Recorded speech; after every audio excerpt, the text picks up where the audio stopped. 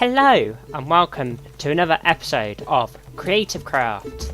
So, I've been doing quite a bit off camera. Better jump in a jeep for this though. When it comes to the road that comes down the side of the mountain. So you can see it's lined with trees and I've joined it up to the mountain and it's looking really good at the moment. Oh, I've got another jeep down here. So here is what it's looking like. I've really enjoyed doing this.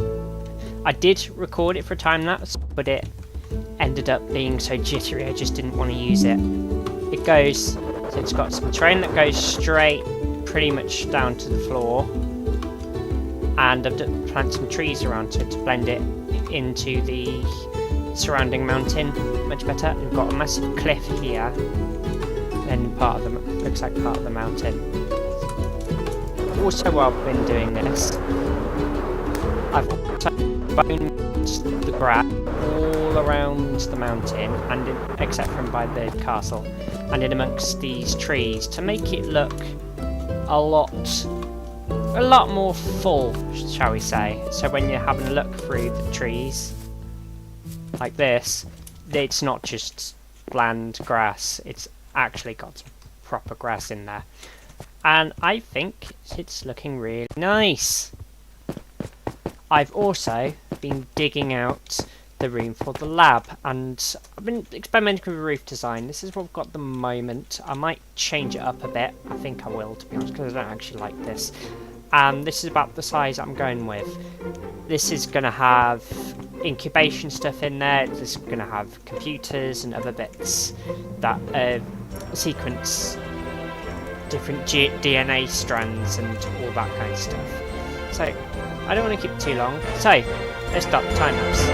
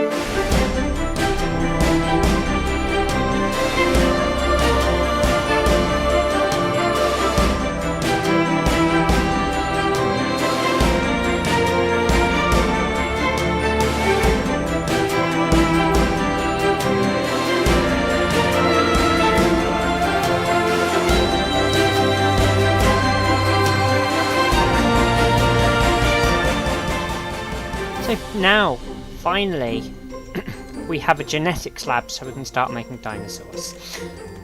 So, we're coming straight down here. I'll get Jack to make a door, structure block door, like we've done with the others for this in a bit. And this is the genetics lab. So we've got amber storage in the middle of the walls here. Now we've got specimens which used for different parts of DNA, because when DNA is fossilized and it's so old, of course it's going to start to break down, so it's going to have gaps in it.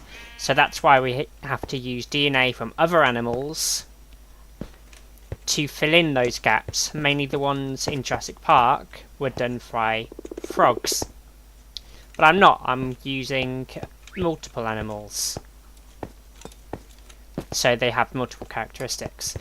And so I've got a computer saying some smart genetic stuff, and then we've got an egg to transplant to pop inside of the hatchery here. This is an incubator. And then here we've got a bit of bone, which basically is dinosaur bone, which we can pop in this machine here to try and extract the DNA from it. Or we've got a piece of amber, which would have prehistoric flies. No, not flies, mosquitoes. Get your creature facts right. That work basically the same as they do currently. They suck the blood from dinosaurs, and then when they're fossilized, the dinosaur blood will be stuck inside. So then, of course, that's a big source of DNA, as every cell contains it. So then, once the DNA has been extracted and it's been processed to complete the strand, then they can put it in the egg, and then they can hatch it. And there we go, we have a dinosaur. And then once we've actually got the dinosaur, we'd need to build an enclosure for it to keep it safe, and then bits to feed it and keep it alive. So it's quite a task. So yeah, that's the genetics lab. I'm kind of interested in all this kind of stuff, but a lot of you aren't, and that is fine. So of course, once the dinosaur's been hatched, I've said about putting it into an enclosure, and this space here is where the enclosures for the small dinosaurs are going. I've also cleared off this entire area from the plants, so we can just go ahead and build straight on top of it, or we can just move some of the terrain around if we need it. So this area is for the small carnivores, as I've said. The main two that I'm going to do is going to be Dilophosaurus and Velociraptor. So I think we're going to start with Velociraptor.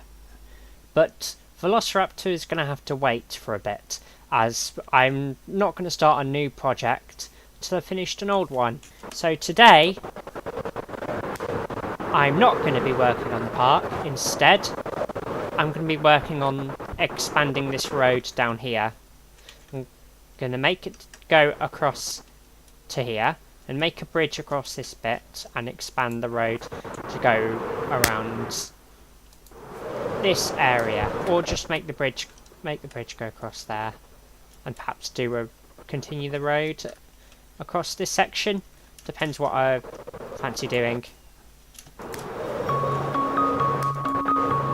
So that will include expanding on this forest. This side isn't going to be a jungle forest like this. It's going to be a bit more open and match the area of the castle up here. I'll pop a few more spruce trees around, just to make it look like a forest down here. So let's stop yapping and get onto the time lapse, shall we?